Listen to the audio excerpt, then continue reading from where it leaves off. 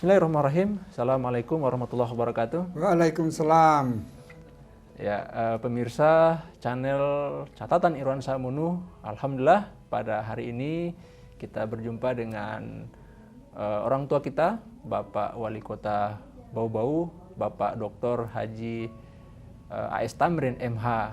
Beliau saat ini diberi amanah yang berat untuk mengurusi masyarakat yang ada di Kota Bau-Bau, dan saat ini beliau sementara berada pada periode yang kedua untuk kembali mengatur masyarakat yang ada di sini. Gimana kabar Pak Wali? Baik-baik saja ya. Ya, alhamdulillah. Alhamdulillah. Ya, ini menarik ini Pak Wali, kita bicara soal dinamika yang ada di Kota Bau-Bau dan adanya semangat untuk bagaimana mengangkat kembali nilai-nilai budaya masa silam yang itu adalah merupakan nilai-nilai leluhur kita, orang-orang Buton, yang ini kemudian menjadi semangat spirit yang Pak Wali saat ini sedang munculkan dan gelorakan kembali yang kita kenal dengan Polima. Bisa digambarkan Pak Wali soal Polima ini? Ya, jadi begini, Polima ini dulu ya. Polima, ada 5 po maksudnya itu. Ya. Po pertama itu pemama siaka. Po kedua po piara. Ketiga pemain-maya, kapuang-kangka, kapu biji-biji. Ada 5 po. Asbabul nuzul dari Polima ini kan merupakan suatu wujud daripada implementasi Sarapatanguna sebenarnya dari sana. Dari saya itu, ini kan sebenarnya Polima ini adalah temuan disertasi saya. Yang lengkapnya itu adalah kepemimpinan Polima. Ya. Kan ada kepemimpinan strategis, kepemimpinan visioner, kepemimpinan demokrasi. Kita temuan kepemimpinan Polima. Dari mana itu? Kepemimpinan Polima ini dari disertasi saya yang judulnya pengaruh implementasi kebijaksanaan nilai-nilai budaya Sarapatanguna dan kepemimpinan pemerintahan terhadap pembangunan di Kota Bau-Bau, gitu. Nah, jadi judul itu, jadi ini elaborasi antara nilai-nilai Sarapatanguna dengan kepemimpinan. Nah, saya menggunakan penelitiannya kualitatif, menggunakan psikoanalisis Asoka. Nah, Asoka itu ability, A-nya itu ability, S-nya itu strength, kekuatan, O-nya itu opportunity, kesempatan, kemudian C-nya itu culture, budaya, kemudian 5 itu A-nya di akhir itu agility, kecerdasan. Jadi seorang pemimpin, menurut hasil teman saya itu memang lebih bagus menerapkan spirit Polima itu dalam hal melaksanakan kepemimpinan. Bahwa ini tadi itu temuan dari elaborasi antara Sarapatanguna dengan kepemimpinan pemerintahan, konklusinya menemukan kepemimpinan pemerintahan Polima. Begitu. Dan itu kepemimpinan pemerintahan Polima lalu kita singkatlah dia Polima. Ada ditulis pos dari datar 5 karena 5 po. Nilai-nilai budaya, pesan-pesan luhur kita itu biasanya sesuatu pesan itu disingkat. Sama di Jawa ya ada molimo, jangan yang 5. Betul ya. Nah, jangan yang 5 itu 1. Madon, madat, maling, makar, pokoknya ada 5 mo itu, jangan. Nah, disingkat saja. Begitu sebut molimo, maksudnya yang ini. 1, 2, jangan ini, jangan. Kita sebut saja misalnya Pancasila. Pancasila ini kan meringkas bahasa. Yang kalau bicara Pancasila itu maksudnya adalah ketuhanan yang Maha Esa, begitu. Maksudnya dia dan seterusnya. Kita bicara Sarapatanguna. Sarapatanguna ini kan norma. Kalau menurut saya Sara itu bukan lembaga adat kalau di sini. Bukan. Dia Sara di sini adalah norma. Karena univolio sisang ngapata mana.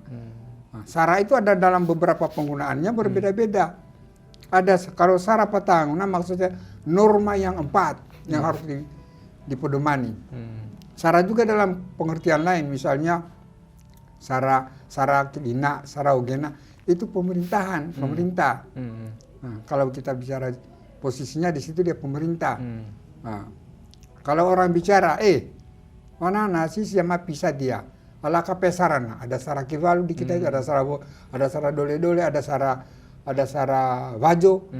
kakek Sarah itu maksudnya ritual. Iya, iya. Jadi tidak satu makna, makanya bahasa buton itu dia sang apa tapul makna. Tidak usah tidak dipersoalkan, boleh. Tergantung konteksnya dibicarakan itu. Betul. Apalagi? Kemudian terkait dengan polima ini, bagaimana implementasi dalam kehidupan masyarakat dan birokrasi khususnya yang di bawah pimpinan Bapak saat ini? Saya luruskan lagi dulu mengenai polima tadi ini ya. Kan ada juga yang mengkritik seolah-olah polima ini poini mangga. Iya. 5. Dari mana? Kita malu juga itu yang begitu. Seolah-olah kita ini bukan orang buton, tidak tahu pesan-pesan leluhur kita. Iya. Polima di sini ini tadi boleh kalau po saya bicara po balanta itu mangga. Iya. Nah, po salangka mangga satu keranjang. Iya. Tapi kalau po Mamasia kan tidak ada mangga di situ. Iya. Tidak ada. Po di sini adalah kata imbuhan, yaitu awalan yang mengandung pengertian perbuatan berbalas atau saling. Misalnya pemamasiaka. Kata dasarnya kan itu masih sayang, cinta, kasih. Mamasiaka melibatkan orang banyak. Pemamasiaka timbal balik. Saya sayang kamu, kamu juga sayang saya dong. Jadi kau sayang juga dia juga sayang. Kayak begitu itu. Di situ terkandung mana persamaan, kesetaraan antara sesama kita ini. Begitu. Jadi begitu polima ini adalah nilai-nilai luhur, warisan luhur kita yang disadur dari Sarapatahanguna memang. Cuma kan di Sarapatahanguna itu binci kikuli itu dia jadikan kausa prima, dia tidak jadikan nilai. Nah, saya kaji itu nilai juga dia itu. Binci kikulinya itu justru karena memang di dalam tataran filosofisnya di naskah binci kikuli. Tapi dalam tataran implementasi binci kikuli itu ada. Jadi dibedakan antara begitu. Jadi tidak usah dipertentangkan. Dan itu saya kaji di disertasi itu tadi seperti itu. Kemudian Pak Wali mungkin bisa digambarkan lebih detail yang disebut dengan polima ini sehingga masyarakat bisa memahami dan mengetahui lebih dalam lagi. Tadi sudah dijelaskan yang mengenai po mamasiaka dan po binci kikuli. Mungkin 3 yang lain ini atau dijelaskan lebih. Jelaskan dulu itu ya. Betul. Po mamasiaka kata dasarnya masih, cinta, kasih. Po mamasiaka itu melibatkan orang banyak. Po-nya berarti timbal balik. Kalau saya sayang kamu, kamu sayang saya. Kalau kau harus juga sayang dia juga sayang kamu. Kayak begitu. Itu seluruhnya. Tidak ada kecuali harus ada persamaan, kesetaraan dan keadilan. Begitu. Kalau piara, nah, itu saya ambilkan contohnya di dalam implementasinya. Nya pemamasiaka. Di dalam keluarga dulu dengan anak kita kan harus kita sayang anak, dia juga sayang kita dong. Saya sayang dia, lahirkan dia, saya membesarkan, saya belikan pakaian, saya ajari, saya sekolahkan dia supaya dia baik. Besok-besok dia lebih bagus dari saya. Muatan harapan kita begitu. Tapi kau juga anak, kau sayang juga bapamu. Saya juga orang tuamu. Bagaimana? Kau ikut bicara, kau sekolah baik-baik. Supaya kalau besok-besok kau baik, orang tuamu juga bangga. Jangan kau malah pergi narkoba, kau pergi minta uang sekolah padahal kau belikan ini berarti kau tidak sayang bapamu itu. Nah, jadi sebetulnya pada dasarnya nilai polima ini adalah hak dan kewajiban yang sesuai kodrat dan sesuai kodrat dan sesuai profesi kita masing-masing. Di sekolah misalnya, di kantor ya, saya sebagai wali kota, tentu harus saya sayang stafku. Staf juga sayang saya. Bagaimana? Tanggal 1 kasih terima gajinya. Jangan potong-potong. Naik gaji berkala, kasih naik gaji berkalanya. Jangan minta-minta uang. Naik pangkat ya, kasih naik pangkatnya supaya dia senang. Karena saya sayang. Kau juga sayang ini bosmu. Bagaimana? Jam 7.30 sudah di kantor. Disuruh kerja, selesaikan besok selesai. Jangan kau masuk di kantor jam 10. Disuruh kerja 1 hari, 1 minggu tidak ada beritamu. Baru kau menuntut. Ini hak dan kewajiban seimbang. Betul.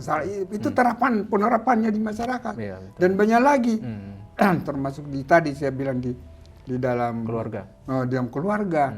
Di mana juga di sekolah begitu juga. Jadi keseimbangan antara hak dan kewajiban. Begitu. Yang berajaran di atas real aturan. Dengan pertimbangan nurani. Nah, begitu. Ini yang pertama. Itu tadi apa? Poma masyaka. Pepiara. Pepiara. Saling memelihara, saling merawat. Nah, sekarang terjadi, kita ambil contoh lagi yang masih aktual. Sekarang ini kan corona. Banyak kasihan yang putus mata pencahariannya. Banyak di antara masyarakat kita ini urunan kasih bantuan ini, selain pemerintah memberikan bantuan sembako, bantuan dana apa begitu. Nah, kita juga dari masyarakat banyak, dari para pegawai mengumpulkan untuk memberikan dari komunitas masyarakat apa membelikan APD misalnya untuk saudara-saudara kita yang nakes. Begitu. Nah, ini kan wujud daripada saling merawat, saling memelihara. Hal-hal ini semua kita sosialisasikan, kita masyarakatkan. Begitu itulah. Pepiara, pemaya-maya. Ada orang pemaya-maya, ada pemaya-maya. Tidak ada yang salah, tidak apa-apa. Jangan saling menyalahkan. Tinggal kita pengertian kita apa? Pemaya-maya, Kak. Kata dasar yang saya dengar saya masih kecil pemaya-maya, Kak. Kata dasarnya malu. Artinya ada budaya malu. Kalau kita buat keonaran, harus kita sadar bahwa kita harus malu. Tapi yang malu bukan cuma saya, bapakku juga ini akan dibicarakan orang. Keluarga aku juga. Coba kita bikin keonaran. Misalnya ada anak kita mencuri. Belum oh ini bapak anaknya si ini. Kan pas begitu. Betul. Atau misalnya ini dulu saya ke Kanwil di Jambi. Tentu saudaraku ini bangga-bangga juga ya, macam orang. Oh siapa dia? Oh sepupuku itu. Tapi coba kalau saya pakai rompi di Jambi. Baru kau pergi di Jakarta, kau ditanya, Pak Irwan, kau dari orang apa kamu? Betul. Itu apamu itu yang di Jambi yang malu. Tidak bisa kau tangkis. Paling kau tak tunduk saja kan. Pasti kau malu juga. Meskipun kau kan bukan saya Ji. Tetapi kan hatimu juga bagaimana sama orang buton. Betul. Sehingga kita itu untuk berbuat keonaran itu tidak berani kita. Hal ini yang kita ingin terapkan. Pemaya-maya kayak begitu. Kita berbuat keonaran itu kita malu. Bukan semua kita. Komunitas, siapa itu? Anak mahasiswa ini, alma mater juga tercoreng juga. Betul. Begitu loh. Mau angka-angkat tak? Saling angka ini kan kata dasarnya angkat. Angkat itu ya angkat taka itu mengangkat harkat lah ya. Angkat taka itu saling menghargai, saling menghormati maksudnya. Itu terwujud dalam mana? Dalam tingkah laku, tutur kata. Sapu gaul tingkujang harus saya ada tabe atau ada kayak begitu. Dalam tingkah laku dia. Jadi itu tata krama. Angkat taka ini terwujud dalam tata krama. Macam di masjid siate. Habis soal rompok ini 5 apa. Ini kan suatu ada acara ritual, acara resmi misalnya. Orang mau berpidato, hormati dulu yang duduk di depan. Kan kita tidak rugi itu. Begitulah. Dalam seperti juga di sekolah. Ya orang dengan murid harus kita hargai guru ta. Jangan pula kita nilai rendah karena malas baru kita yang marah-marah juga. Tidak bisa. Jadi kita harus saling menghargai. Ya meskipun juga kita pimpinan, kita hargai juga kita punya bawahan sesuai dengan porsi kodrat dan profesinya. Begitu. Ada prestasinya kita hargai. Kalau pembinci kikuli ini, pembinci kikuli ini, binciki ini kan cubit, kulit, binciki kikuli. Ini kan kiasan perbuatan yang menyakitkan. Kiasan dia. Bukan lalu tapi binciki mau tambah bera-bera. Ya memang begitu, tetapi ini kiasan. Orang tua itu kadang-kadang memberikan suatu pesan-pesan itu dengan kata-kata sindiran. Termasuk ini. Betul. Benci kikuli. Maksudnya kalau ada perbuatan yang menyakitkan, kalau kau dibuat mengalami perbuatan yang menyakitkan, kau tidak suka, jujur juga, jangan juga kau perbuat orang yang menyakitkan. Misalnya kau difitnah, kau tidak suka, jangan juga kau fitnah orang. Betul. Kau misalnya ditipu. Jangan kau tidak suka, jangan juga kau tipu orang. Tapi takar yang jujur. Jangan hanya di mulutmu mau. Jangan, ini yang berat memang. Ini makanya gini kausa prima. Kausa prima itu artinya asbabul nuzul daripada yang apa ini. Makanya dikatakan ini pembenci-benci kikuli ini sudah menjiwai dan menyinari keempat nilai yang lain. Karena dia di kejujuran, dia di hati. Makanya kan ada hadis saya masih ingat. Bapak yang lebih tahu nanti cari begini bunyinya. Di dalam diri anak Adam ada segumpal daging. Jika ia rusak, jika ia baik, baiklah diri itu. Jika ia jelek, jeleklah diri itu. Ia adalah hati. Hati kalau sudah rusak, selalu badan kita. Ini dia punya. Ya begitu. Tentu lebih dalam nanti dibahas oleh tasawuf, filsafat. Tapi kita ini kan implementasinya. Iya, betul. Gitu loh. Begitu. Sampai di begitu. Kemudian Pak Wali bicara soal implementasi.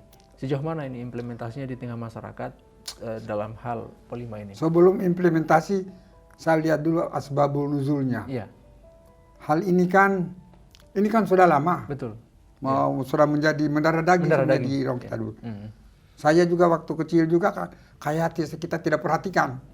Setelah tugas lama, kita hidup ini kan pembelajaran. Betul. Saya tugas di Jambi, di sana banyak juga nilai-nilai. Kota Taputiti, Sepucuk Jambi, 9 lurah. Pindah lagi di Makassar, ada lagi Sipakato, Sipakalebi, Sipakaraja, Sipakainga. Taruada, Tarogau. Ini mereka bangga itu dengan nilai itu. Saya juga tersadar, saya juga di kampung banyak juga ini nilai-nilai begini. Betul. Sudah dilupakan. Banyak hanya tinggal anak-anak tawuran lah, KDRT lah. Wah, ini berarti harus sudah terlupakan ini barangnya. Makanya saya dulu, saya bilang sadar polima. Itu periode keduanya itu Alimazi. Periode keduanya Amirul banyak buju-buju saya maju lagi, saya tidak mau ganggu Amirul. Dia baru satu periode. Kalau sudah periode kedua, kalau saya mau maju kalau tidak. Saya bikin baju 2000 dulu. Saya sosialisasikan Alimazi supaya dia menang. Itu sadar polima satu. Sadar polima. Ada tuh orang banyak yang pemama, siapa piar mama, apa kata biji. Mengapa sadar polima? Karena itu sebarang sudah ada memang. Hanya sudah tidak sadar, lupa kita ini. Makanya di depan ada kata sadar. Ada sadarnya. Iya. Nah, tidak ada masalah itu, tidak ada yang.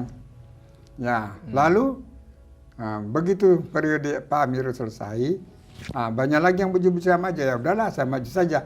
Kan berkesipun juga adanya dia dulu, enggak apa-apa. Kan wajar.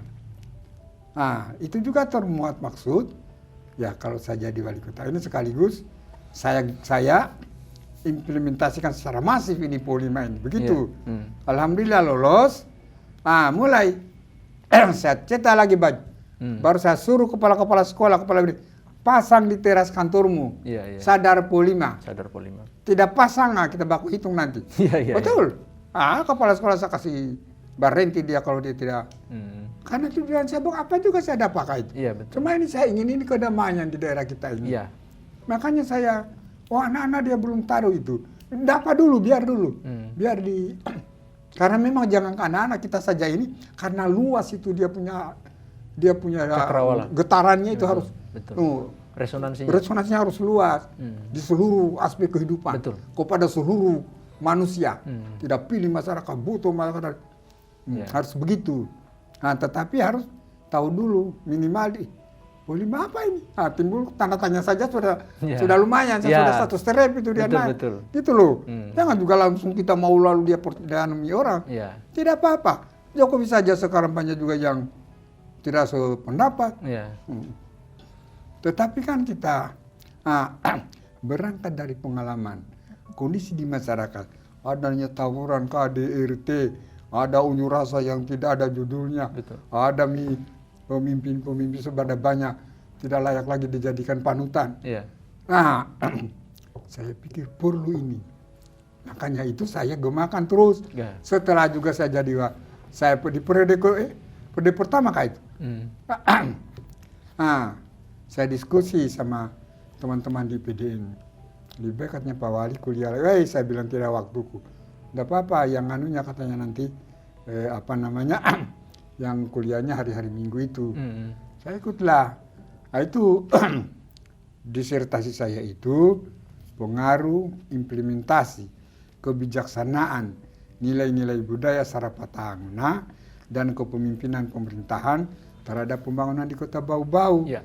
Itu judulnya. Jadi elaborasi antara Sarapatahanguna, nilai Sarapatahanguna dengan kepemimpinan. Yeah. Nah, ditemukanlah konklusinya kepemimpinan Polima. Nah, ini juga temuan baru. Yeah, yeah. Nah, lalu mau saya katakan, ada apa? Makanya kan ada orang bilang, katanya plagiat. Di mana plagiatnya? Yang uji saya itu 11 orang. Ahli pemerintahan di Indonesia ini semua. Yeah, yeah. 11 orang penguji, 9 profesor doktor. Yeah, yeah. Ada Profesor Dr. Ngadisa, mantan rektor IP. Ada Profesor Dr. Nyoman Sumaryadi, mantan rektor IPDN. Ada Profesor Dr. Ermaya Suradinata. Dia masih rektor waktu itu. Mantan Gubernur Lemanas dia. Ada Wakil Rektor 1, namanya Profesor Hasan Effendi. Semuanya. Ada Profesor Aris Jainuri, dia ketua program pasca sarjana di IPD. Semua.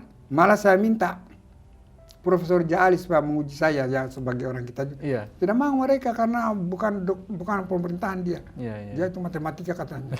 Ya udah sama. Padahal mauku juga katanya ada juga orang buton yang uji saya dan saya sudah kenal baik. Iya. Tapi tidak bisa kita kolusi-kolusi. Begitu. Ya. Artinya ini Pak Wali berarti kita bicara soal Polima, sadar Polima, menggemakan Polima, implementasi Polima. Berarti kan kita bicara pembangunan itu tidak hanya bicara soal fisik saja, tapi juga ada non fisik. Betul. Nah, berarti inilah sentuhan yang harusnya terasa dari non fisik yang ada di pembangunan ini. Nah, ini berarti Anda ini mengirim saya untuk bicara visi misi. Iya, iya, iya. Visi kita di dalam membangun Bau-Bau, mewujudkan Bau-Bau yang maju, sejahtera dan berbudaya. Maju artinya itu maju itu artinya perubahan ke arah yang lebih baik, ke arah yang lebih meningkat, itu maju. Perubahan lah pada dasarnya, tetapi lebih meningkat, lebih baik.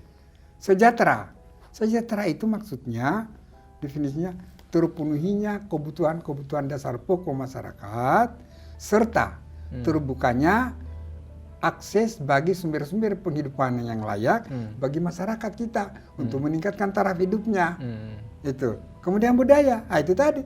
Daerah kita ini daerah budaya dari dulu kita bangga-banggakan. Betul. Oleh sebab itu kita wujudkan di dalam tingkah laku sehari-hari. Nah, budaya pun juga itu ada yang sifatnya berwujud benda, ada yang non benda. Iya, iya. Nah, itu ada yang seperti kita bangga, ada benteng keraton, ada masjid, ada Kasuarana Tombi, ada Batu Popawa, ada kamali di sana masih ada sekarang orang besar-besar.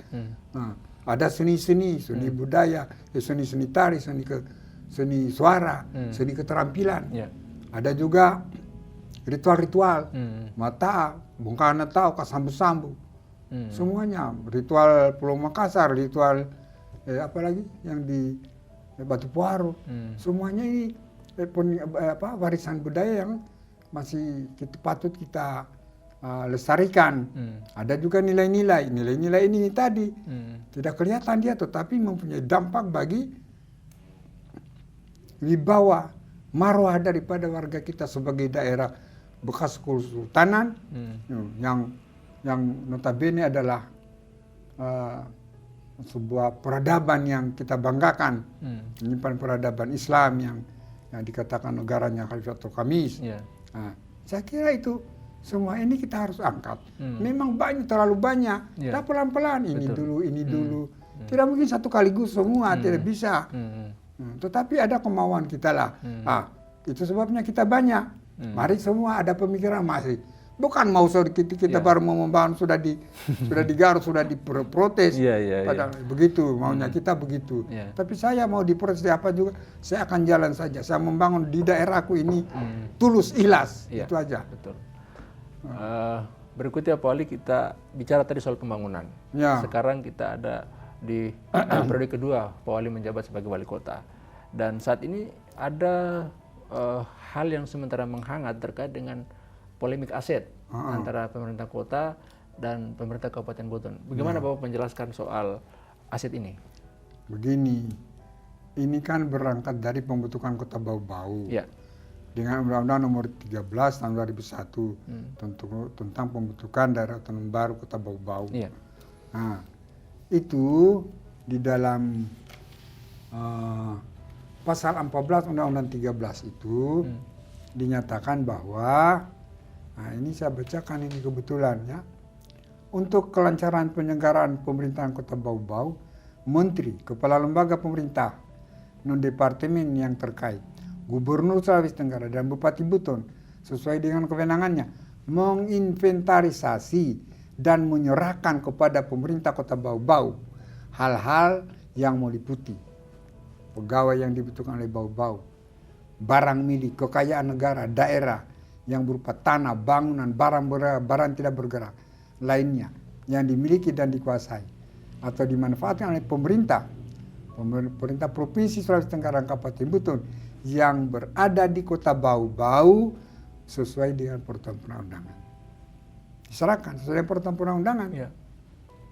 Nanti ada tindak lanjutnya ini. Badan usaha milik daerah Provinsi Sulawesi Tenggara dan Kabupaten Buton yang berkedudukan dan kegiatannya berada di Kota Bau-Bau. Utang piutang Kabupaten Buton yang kegunaannya untuk Kota Bau-Bau.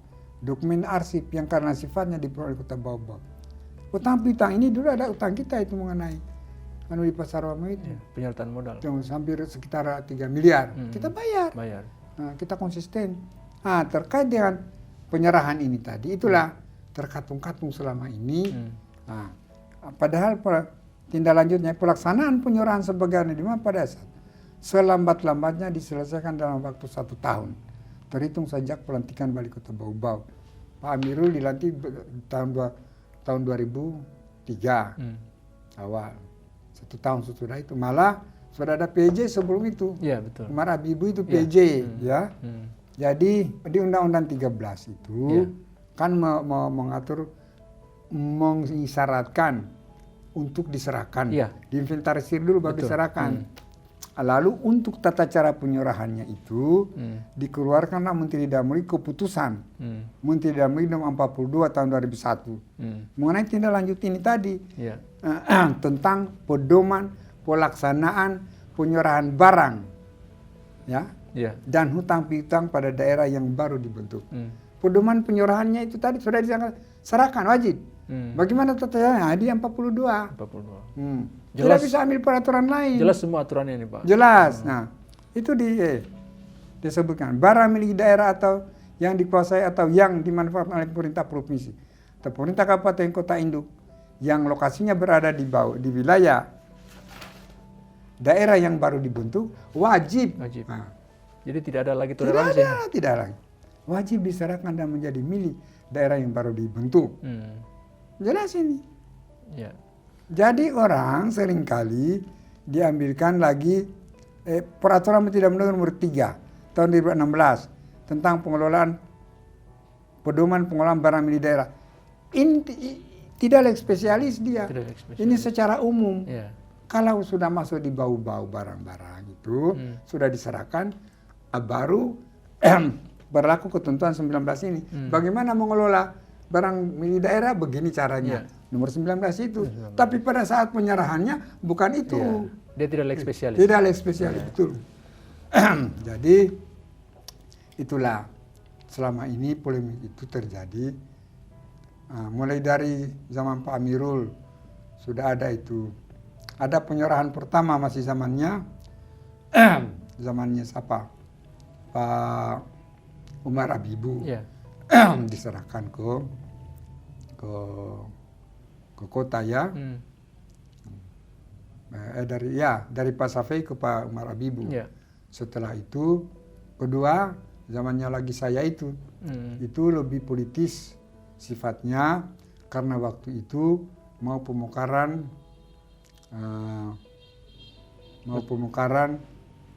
Kabupaten Busel dan Buteng. Nah, DPR dia tidak mau restui Karena persoalan asetnya saja dari bawah-bawah, yang bawah-bawah belum beres. Sehingga tinggal lusa, tinggal 2 hari lagi mau penentuan rapat yang DPR. Saya diminta untuk menandatangani suatu berita acara yang itu tadinya dibikin zamannya Pak Amiruddin Syafii, yang Pak Amiru tidak mau terima. Karena begitu tadi masih banyak yang banyak barang itu tidak diserahkan. Ya benar juga Pak Amiru tidak bisa begitu. Sementara undang-undang Pak Amiru juga ini kan orang yang memahami benar undang-undang, termasuk penerapannya. Karena begitu saya dipanggil Nur Alam untuk menandatangani. Tadinya saya tidak mau, tapi karena kebesaran hati untuk pemekaran itu tadi, Pak Nur Alam bilang, udahlah Pak Wali, tanda tangan saja, nanti setelah itu baru kita atur baik-baik. Ya udah, karena saya pikir juga penyerahan itu saya tanda tangan saja, nanti selebihnya akan setelah saya susul yang sudah bahwa penyerahan itu masih banyak yang belum diserahkan. Karena begini pada dasarnya, penyerahan itu kita kan pihak yang menerima. Ibarat 100 macam kau serahkan. Oh, saya serahkan dulu 40 Pak Wali, ya mari. Saya serahkan lagi 30, mari. Tapi mestinya harus semuanya. Cuma kita juga tidak mendesak, dalam arti tidak ingin kita menjadi pro kontra hanya karena itu. Tapi kalau sudah yang mana kau serahkan, tapi pada dasarnya mandat undang-undang harus laksanakan begitu.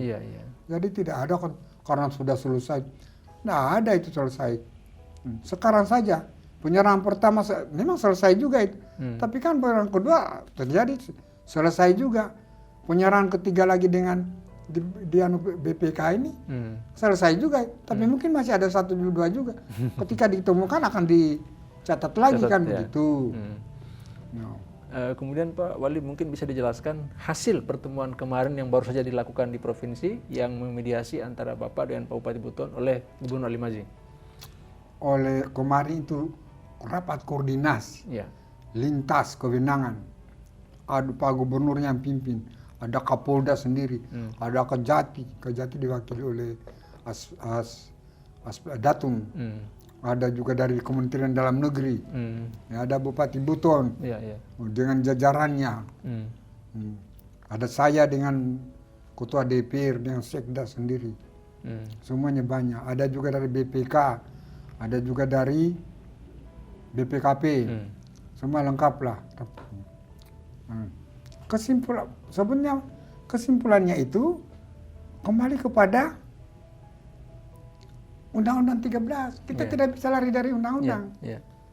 Kesimpulannya itu amanat Undang-Undang 13 itulah yang kita laksanakan. Jadi saya tiru ucapannya yang dari Kemendagri kemarin. Seluruh aset barang bergerak, barang tidak bergerak. Suka tidak suka, senang tidak senang, nyaman tidak nyaman, setuju tidak setuju, serahkan. Begitu. Bahasanya itu kemarin. Ini perintah undang-undang Pak Wali. Perintah undang-undang. Dan itu dibahasakan oleh yang dari Kementerian Dalam Negeri. Sehingga gubernur juga, ya begitu juga. Karena memang Pak Gubernur ini kan ahli hukum, beliau pengacara. Jadi dia tahu itu. Nah, bahwa ada yang masih menyoal-nyoal begini, ya sudah, tidak ada itu. Jangan menggunakan undang-undang bukan di wilayahnya. Seperti saya bilang tadi, peraturan nomor 9 Permendagri nomor 19 tidak bisa dipakai untuk itu. Itu untuk pengelolaan aset yang sudah. Kalau tentang penyerahan itu tadi Undang-Undang 13 kemudian mengalir kepada keputusan nomor 42 itu keputusan Mendagri nomor 42. Begitu. Baik, ini menarik sekali Pak Wali tadi juga menyinggung soal gubernur. Setahu saya gubernur ini dalam waktu dekat akan datang ke sini untuk bagaimana terkait dengan monumen Upu Teko yang akan diletakkan di Kota Bobo. Mungkin bisa diceritakan. Alhamdulillah kita juga di dalam selama kita diberi mandat oleh masyarakat, kita berusaha banyak sehingga kita juga sudah di zamannya saya di Pak ini juga. Alhamdulillah kita juga sudah mempunyai seorang pahlawan nasional yang pantas memang Betul. mendapatkan itu. Hmm. Nah, oleh sebab itu Pak Gubernur dari awal pertama ingin membuatkan patung pahlawan nasional itu di Bau-Bau, dan itu harus monumental besar. Nah, ini makanya beliau datang itu akan melihat kira-kira di mana dibangun. Mengenai desainnya nanti beliau akan menggunakan para ahli desainer yang membuat patung itu untuk di mana mau dibuat. Ada beberapa aspirasi, ada katanya di bagian depannya Kota Mara lah, ada juga misalnya di Bundaran Simpang 5, ada juga hanya di kuburannya itu. Nah, nantilah pokoknya kita juga menampung aspirasi, tetapi pada akhirnya Pak Gub akan menetapkan yang terbaik, dan dia bisa harus monumental dan dia apantama. Dia kira-kira mudah begitu dia sebagai menjadi juga spot destinasinya budaya kayak begitu. Kemudian itu juga akan dibicarakan. Kita patut juga sebagai warga yang baik, sebagai orang butuh, kita harus syukuran dulu. Sudah lama itu rencananya Pak Gub, cuma lalu kita terhalang oleh ini COVID. Nah, dia datang itu akan kita bicarakan itu, syukurannya macam mana, siapa diundang, apa segala rupa, supaya juga semangat. Ini kan semangat kita ini nanti, saya lebih takut semangat saya daripada manusia yang lari-lari seperti sekarang ini. Semangat itu tidak bunyi dia, kalau begitu dia kena kita baru. Sehingga kita juga, tetapi mohon juga dipahami, semangat kasih, ya karena waktu ini belum sempat kita syukurannya, tapi kita akan. Selain itu juga beliau, Pak Gub itu akan membuat film. Film benar itu. Film bagaimana perjuangannya beliau, perjuangannya Sultan Himayatuddin ini, dia bergerilya, meninggalkan singgasana kekuasaannya untuk bergerilya sampai terakhirnya di Suntapina. Nah, ini kan sebuah perlakuan yang heroik. Nah, itu akan dibuatkan filmnya itu. Termasuk makanya itu kalau Pak Gub datang, saya undang Susanto Zudi, Profesor Susanto Zudi, Dr. Tarsri Fintahara, saya undang mungkin juga pokoknya ada tokoh-tokoh yang ikut berkontribusi bagi perjuangan di dalam mengusulkan pahlawan nasional Petaiko itu. Kita akan undang lah sebagai penghargaan kita. Ya tentu tokoh-tokoh juga kita di sini, semuanya, dan saya Pak Gub tidak mengklaim bahwa kita yang menjadi apa, semuanya kita ini. Kalau kita kemarin ini gontok-gontokan tidak akan jadi. Sama Mi juga, kalau sama singgung, sekarang kita lagi mengharapkan terbentuknya Provinsi Kepulauan Buton. Kalau gontok-gontokan, kan kita sudah pengalaman. Dulu Buton Raya. Tidak jadi karena kenapa? Aku beda-beda, mau namanya inilah, mengenai di mana ibu kota lah, mengenai segala rupa. Yang lebih parah dari itu terjadinya itu karena masing-masing menjadi sebagai. Nah, kalau kita ini tidak. Pokoknya kalau jadi, mari kita begitu. Jadi tahun ini itu Pak, monumen itu akan dibangun? Insya Allah tahun ini. Insya Allah. Kalau tidak tahun ini, mungkin tahun ini perencanaannya ada yang apanya, tapi nantilah dia datang itu. Mudah-mudahan dia jadi datang. Sudah berapa kali kasih rencananya dia datang itu untuk membicarakan itu. Termasuk juga membicarakan rencana Kepton itu bagaimana ini. Nah, cuma kita harap juga ke masyarakat, teman-teman kita ilmunya simpan-simpan saja, jangan berpolemik, berbalas pantun di media sosial mengenai bagaimana ini pahlawan, seolah-olah hanya mereka yang jangan berpolemik. Lebih baik kita kumpul, bicara-bicara, majukan sarannya, begitu. Bukan sedikit-sedikit bahwa hentam-hentam sama-sama kita. Jadi intinya ini konstruktif Pak. Konstruktif. Jangan yang destruktif. Konstruktif harus. Kita intinya itu tadi semangat Polima itu. Makanya saya mau bilang, saya mau bilang adanya peluang Kepton ini ke depan. Iya. Pertama dari syarat administrasi semuanya. Iya, betul. Ya, administrasi bila cakupan sudah cukup.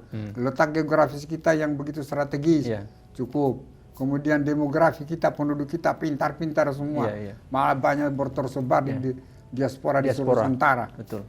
Nah, kemudian seluruhnya dapat saya katakan pengen kita mekar. Iya, betul. Nah, tetapi syarat satu lain lagi, harus kita kompak. Iya, betul. Ketika seluruhnya tetapi mau masing-masing jangan sampai kita harus belajar dari pengalaman kemarin.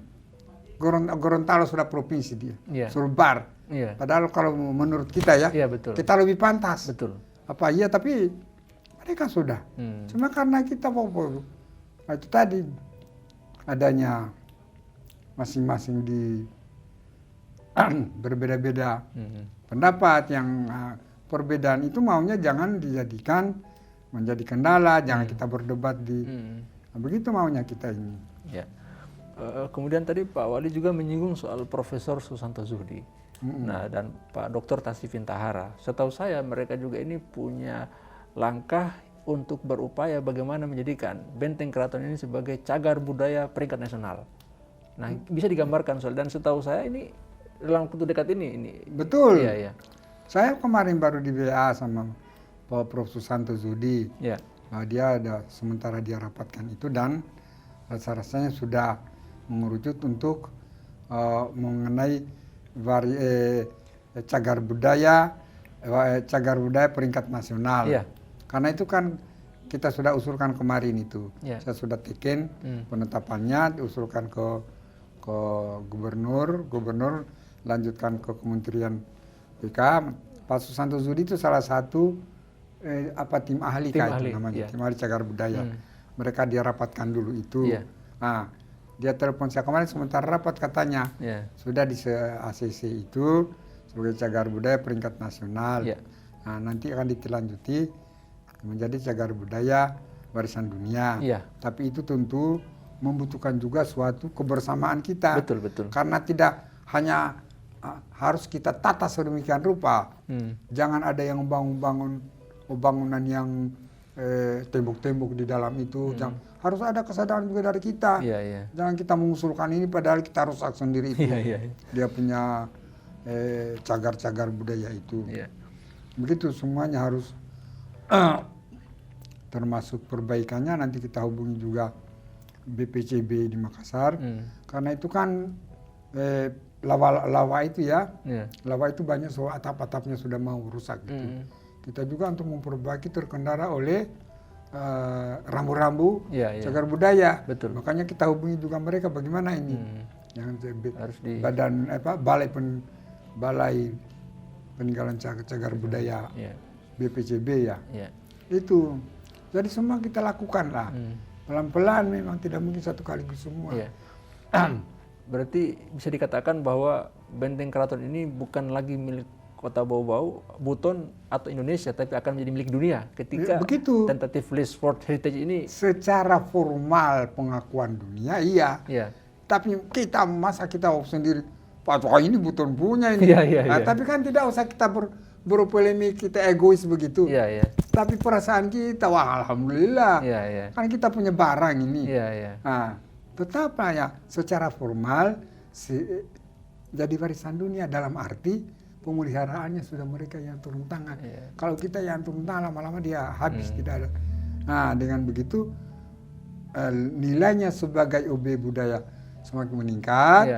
Nilainya sebagai sebuah cagar budaya tingkat dunia akan dipugar sedemikian rupa sehingga mencapai tingkat yang kewajarannya. Nah, tetapi kita orang Buton tetap kita punya barang itu. Tapi tidak usah kita soal, tidak usah kita berbalas pantun. Tetapi kita harus bangga dengan itu. Begitu. Tadi Bapak menyinggung soal Kepulauan Buton. Tapi yang di depan mata kita ini terkait dengan jembatan Buton Muna yang kemarin sudah datang di sini tenaga ahli untuk bagaimana merealisasikan hal ini. Bisa dijelaskan soal jembatan Buton Muna ini? Ya, itu juga kan kepiawaian senior-senior kita. Pak Gubernur mengusahakan itu. Ya. Ada juga Pak Ridwan Baik. Ada juga Pak Amirul yang berada di pusat mereka. Ya saya kira mereka tidak tinggal diam. Ya.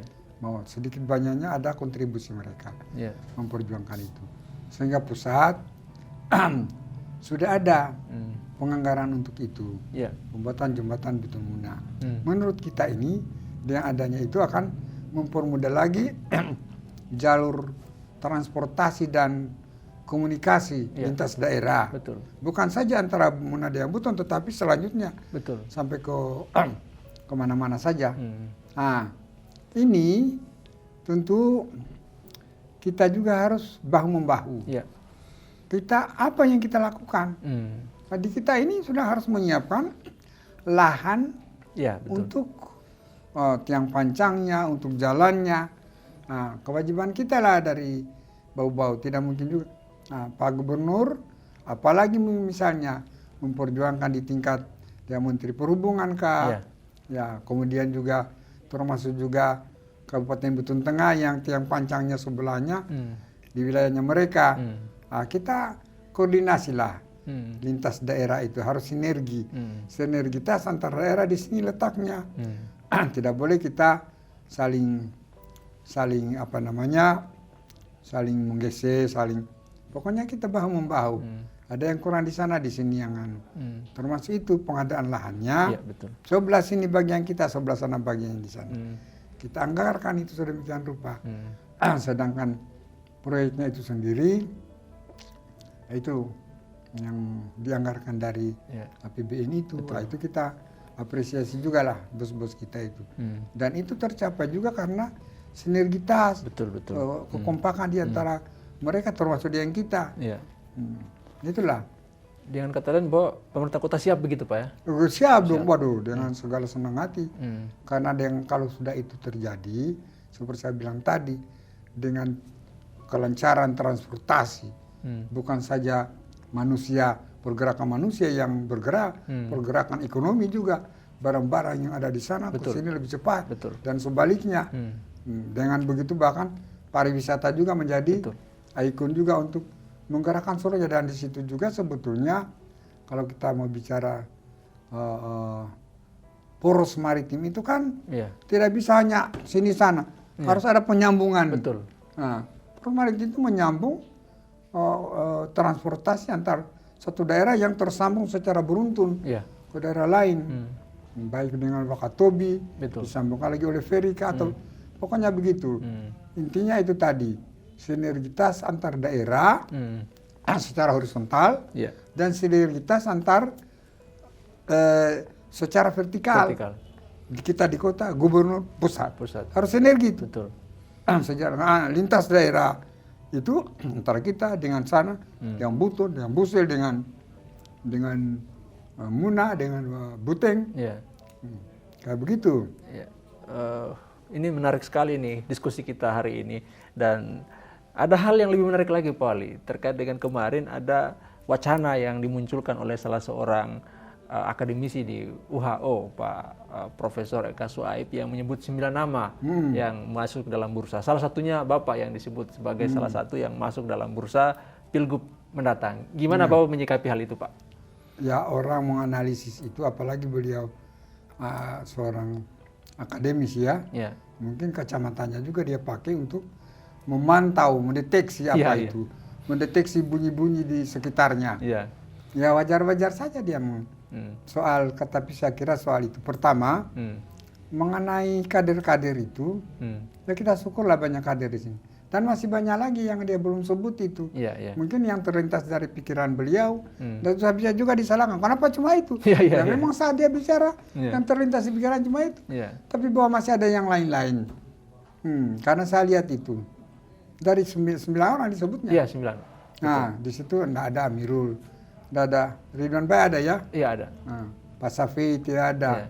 Yang semestinya kader-kader, tokoh-tokoh itu semua pantas. Pantas untuk Nah, tetapi kita juga tidak bisa mempersalahkan Pak Eka Swaib bahwa Iya, kenapa cuma itu. Iya. Ya apa yang terlintas dia menurut dia. Iya. Menurut yang lain mungkin lain lagi. Tidak apa-apa. Iya. Terkait juga orang kesiapan. Misalnya disebut pun, apakah itu orang itu siap atau tidak siap, itu nanti kan tergantung juga oleh suasana batin dan perkembangan. Iya. Karena pada saatnya, pertama, untuk maju di Sultra 1 itu tidak mudah. Iya. Hanya harus mempunyai berbagai potensi-potensi yang menjadi prasyarat untuk itu. Iya. Pertama, jejaring-jejaring di bawah. Iya. Akar rumput, ada dia punya basis. Kemudian juga ada dia punya jaring-jaring dengan lintas kewenangan. Kemudian ada dia punya investasi sosial. Iya. Sudah pernah apa misi dia di Sulawesi Tenggara ini? Kan begitu. Iya. Kan masyarakat akan melihat begitu. Sudah pernah apa sih? Nah, kayak begitu. Nah, ada juga tentu harus ada kos untuk itu. Iya. Nah, harus ada kos. Segala sesuatunya itu akan disisir oleh surveyor, dilihat. Lembaga survei akan melihat. Tapi itu lembaga survei juga tidak satu-satunya. Ada salah satu prasyarat kunci juga, itu bagaimana maunya alam ini. Iya. Kita tidak tahu, itu kita tidak tahu, tapi dia ketika dia berbunyi itu barang, itu yang terjadi. Iya. Kadang-kadang tidak diduga-duga. Sehingga itu kalau disebut-sebut namanya si ini, termasuk nama saya, terserah dia menyebut. Iya. Tapi kan saya belum menentukan sikap mau bagaimana, karena itu tadi saya memahami betul saya. Menghadapi yang begitu tidak mudah, tetapi juga tidak terlalu susah, karena yang disebut-sebut ini juga akan sama-sama dengan juga kita. Iya. Tetapi kita kan kesiapan kita tidak sama, sehingga saya juga tidak lalu berbesar kepala, tapi tidak juga ciut dengan ya silakan nanti dia jalan, dengan tapi bagus juga dengan dia lontarkan begitu, kan mengundang komentar lagi yang lain, mengundang anda apa-apa. Begitu, bahwa masing-masing tadi mencitrakan diri lewat apa itu manusiawi, tidak ada yang salah. Gitu. Terakhir Pak, apa closing statement Bapak terkait dengan dinamika pembangunan sosial ekonomi yang terjadi saat ini, ketika Bapak berada pada pencapaian yang ada saat ini Pak di tahun 2021, apalagi kita telah melewati tahun 2020 dan kita akan menuju ke depan nanti. Pokoknya kita membangun terus. Dan sebagaimana tadi, pembangunan kita mencoba maju sejahtera berbudaya. Tujuan kita kan kesejahteraan masyarakat, tujuan akhir. Nah, untuk mewujudkan kesejahteraan masyarakat harus ada prakondisi. Itu yang kita sebut misi kita itu tampil. Harus bau-bau ini tertib, aman, maju, populer, indah, lancar. Apa tertib? Tertib pemerintahan, tertib hukum, tertib administrasi, tertib pelayanan, semua tertib transportasi. Nah, aman di masyarakat, aman juga berusaha, aman berinvestasi, aman semuanya aman. Makanya kita harus kompak, makanya harus ada polima itu loh. Aman, maju itu tadi meningkat, ada perubahan yang meningkat, perubahan lebih perubahan yang lebih meningkat. Nah begitu, maju. Perubahan yang lebih baik. Populer budayanya, populer pendidikannya, populer olahraganya, populer pariwisatanya, sebegitu. Ya memang aku banyak sekali. Memang banyak kita kemudian indah. Indah lingkungannya, asri suasananya. Nah, tidak ada lagi daerah rakung kayak begitu. Lancar berkomunikasi kayak begini. Lancar transportasi, udara, darat, laut, semuanya lancar. Memang tidak bisa satu kaligus itu. Itu makanya kita katakan pembangunan ini adalah komprehensif, integral, dan holistik. Komprehensif menyeluruh, terpadu, dan simultan. Nah itu tadi yang saya bilang, sinergitas antara vertikal, dan horizontal, pusat, provinsi, daerah. Karena kita menjalankan ini adalah menjabarkan program-program pusat, program provinsi. Kemudian sampai di sini kita elaborasi tersendiri sesuai dengan kondisi wilayah kita. Lintas daerah. Kita harus sinergitas, misalnya buton tengah, atau biar kita harus sinergi, memberi ruang. Bukan kita bersaing saling mendidik, tidak. Atau biar maju, ayo, buton maju semua. Lalu bagaimana sinergitas ini? Di mana pusat yang terletak yang untuk lebih memudahkan sinergitas itu tadi. Semuanya maju, kayak begitu. Itu kita letakkan di atas 4 pilar pembangunan. Saya sebut 4 agenda prioritas. Pembangunan sumber daya manusia, pembangunan sarana prasarana infrastruktur, pembangunan ekonomi berbasis ekonomi kerakyatan yang bertumbuh pada kearifan lokal, dan pembangunan budaya. Apa ini merupakan satu kesatuan yang utuh yang tidak bisa saling menindih, tetapi justru saling mendukung. Kita pada dasarnya semuanya itu yang kita bangun adalah SDM, sumber daya manusia. Karena membangun ekonomi untuk manusia, membangun infrastruktur untuk manusia. Budaya juga bagian daripada perkembangan manusia. Nah, sehingga membangun manusia itu seluruhnya dan seutuhnya. Seluruhnya itu artinya jangan ada yang anak tiri, anak mas. Semuanya mendapatkan perlakuan yang wajar dalam pembangunan. Nah, dalam arti dia juga bisa berkontribusi di dalam perencanaan pembangunan melalui musrenbang itu. Begitu pula menikmati pembangunan. Jadi jangan diartikan menikmati itu harus dibagi-bagikan uang, tidak. Tetapi dia jalan di jalan sudah di aspal, sudah menikmati. Gitu. Menikmati pembangunan itu sudah begitu. Perencanaannya juga dia bisa berkontribusi. Kemudian budaya. Budaya kita bangun, daerah kita ini daerah budaya. Daerah budaya itu apa? Itu tadi, bahwa seluruh masyarakatnya ramah, baik-baik semua. Makanya saya bilang tadi, di daerah kita ini multi etnis. Dari dulu, tetap hidup damai. Tidak ada yang baku garu-garu orang. Ada orang Bali, ada orang Bugis Makassar, ada orang Tator, ada orang apa, ada kita saja 70 kadiko, 72 kadiko. Tetapi kan berwarna-warna juga itu memang. Bahkan saudara-saudara kita yang berdiaspora di mana-mana. Mereka bisa hidup damai. Tidak ada bentrok di mana-mana. Karena nilai-nilai PO5 ini sebetulnya sudah mendarah daging. Meskipun dia tidak ucapkan, tetapi terinternalisasi dalam diri manusia. Macam kita ini dulu.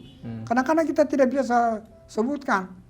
Tapi dari dulu sudah itu. Nyatanya tidak ada bentrok-bentrok yang fatal di daerah kita ini. Oleh sebab itu juga Tuhan melindungi kita. Tidak ada bencana alam yang fatal. Puting beliung, gempa bumi yang sampai. Alhamdulillah. Tapi kalau saya khawatir jangan sampai begitu banyak kita bertingkah, malah dia turunkan juga, ini yang kita khawatir. Karena ini dunia ini dia berproses saling menentukan. Nah itu kan ada tuh Laplace itu, Koningsberg Emil Kant dalam bukunya itu dia menyebutkan seluruh kejadian di bumi ini tidak terlepas dari pergerakan planet-planet alam ini. Makanya itu seperti ketika tuh lahir begini ada itu ilmu itu sebetulnya. Jadi ada ini lahir hari apa, orangnya keras katanya. Itu dasarnya meskipun memang tidak setiap saat, tapi orang tua kita saya tuh ketika itu tuh. Kayak begitu. Jadi intinya memasuki 2021 ini saya ingin mengucapkan selamat tahun baru memasuki tahun 2021. Tentu saja kita harapkan kita membuka lembaran baru, kita dengan semangat baru. Dengan kesuksesan baru. Mari kita semua bahu-membahu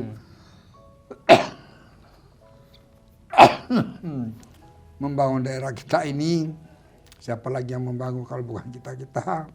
Kapan lagi kita membangun? Marilah, buanglah. Ada perbedaan, jangan dijadikan kendala atau baku sikut-sikut, jangan. Kita boleh berbeda. Latar belakang kita kan pendidikan kita berbeda, latar belakang kita yang lain berbeda, sehingga kita tidak mungkin kita core kayak orang menyanyikan Indonesia Raya itu sama-sama, tidak. Tapi kita, jadi itu harapan saya, termasuk adik-adik saya, aktivis-aktivis, marilah kalau ada kritik silakan. Pemerintah ini tidak alergi dengan kritik, tidak pernah membungkam, tapi jangan pula lah menghantam-hantam, memfitnah-fitnah senior-senior kakaknya kamu orang. Karena kita ini juga macam saya juga punya anak. Kalau difitnah-fitnah orang, anak saya juga malu. Coba yang bersangkutan, tak benci kulin nabi anak. Kalau dia kira-kira dibegitukan, bapaknya dibegitukan, difitnah orang, dia tidak malu kah? Sama juga saya dong. Mau main seolah-olah katanya kita membungkam ya. Tidak ada kita membungkam, tapi pakailah etiket, pakailah tata krama. Daerah kita ini daerah budaya. Di manakah budaya itu? Di tata krama, di tingkah laku kita sehari-hari ini. Begitu. Jadi pemirsa, catatan Irwan Saamono tidak terasa kita diskusi sangat panjang sekali, dan ini hampir 1 jam beliau membuka kita punya cakrawala berpikir dan melihat bagaimana dinamika yang ada, baik itu dalam konteks kita yang ada di Bau-Bau, provinsi, bahkan nasional dan dunia. Dan ini tentu bukan perkara yang mudah, tapi tidak mustahil untuk dicapai. Terbukti dengan capaian-capaian yang telah kita lakukan selama ini, dan itu bisa dibuktikan dengan hal-hal yang monumental. Sebagai contoh misalnya bagaimana kesuksesan dalam menentukan sampai Opu Tayeko itu bisa menjadi pahlawan nasional, dan ini adalah merupakan sejarah tersendiri bagi kita di Sulawesi Tenggara, karena satu-satunya pahlawan nasional itu adalah Opu Tayeko dan berasal dari Bau-Bau, dari Buton, dan ini melalui proses perjuangan yang luar biasa, dan semua pihak bersinergi, berkolaborasi. Ada juga Pop Academy, Pop Dangdut kita. Jadi betul. Itu di masanya kita sekarang ini. Itu karena kita bahu-membahu itu. Nah, minimal kalau itu karena SMS kita kirim. Nah, inilah makanya saya bilang, termasuk semangat spirit Po5 ini tadi mengakibatkan kita coba banyaknya penghargaan. Bahana Tata Nugraha Pangripta Nusantara Utama, Kota Peduli HAM, WTP sudah 4 kali, 5 kali. Adipura, semua kita dapat saja. Dapat saja itu. Jangan orang bilang katanya kita tidak ada. Saya tidak mau, saya itu beli begitu. Dari mana kita lebih kita kasih ke masyarakat uang. Tapi orang kadang-kadang sinisnya itu ada saja. Tidak, semua Kota Peduli HAM, saya juga kadang-kadang terheran-heran ini banyaknya penghargaan. Ini apa gema resonansi dari spirit Po5 itu. Kalau kita bagus gosok-gosok, tidak akan dapat apa-apa. Ya tahu? Betul. Makanya di disertasi saya bisa muat kok. Pengaruh implementasi kebiasaan yang berdasar petahana. Dengan kita menerapkan itu, ditambahkan dengan model kepemimpinan pemerintahan kita, dapatkan Po5, hasilnya apa? Terhadap pembangunan, banyak penghargaan kita dapat. Ini dan konkret. Betul. Dia berbuah manis, Pak. Berbuah manis. Baik, jadi ini luar biasa, dan betul seperti yang dijelaskan oleh Pak Wali, bulan ini kita juga sebenarnya masih berbulan madu ini, karena WOD baru saja mendapatkan penghargaan, dan itu dari Kota Bau-Bau. Ini luar biasa. Ini saya kira perjumpaan kita yang pertama dalam channel Irwan Saamono, catatan Irwan Saamono dan beliau.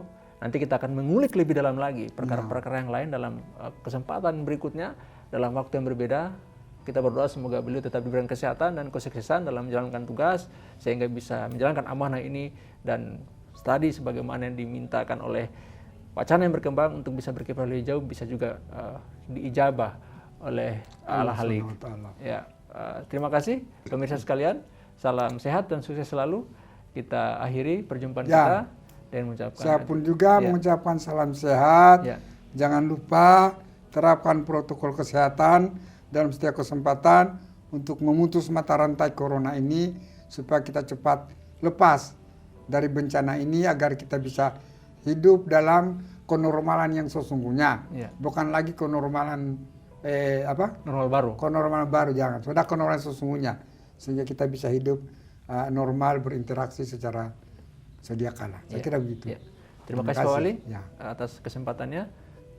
Sampai jumpa kembali. Assalamualaikum warahmatullahi wabarakatuh. Waalaikumsalam warahmatullahi wabarakatuh.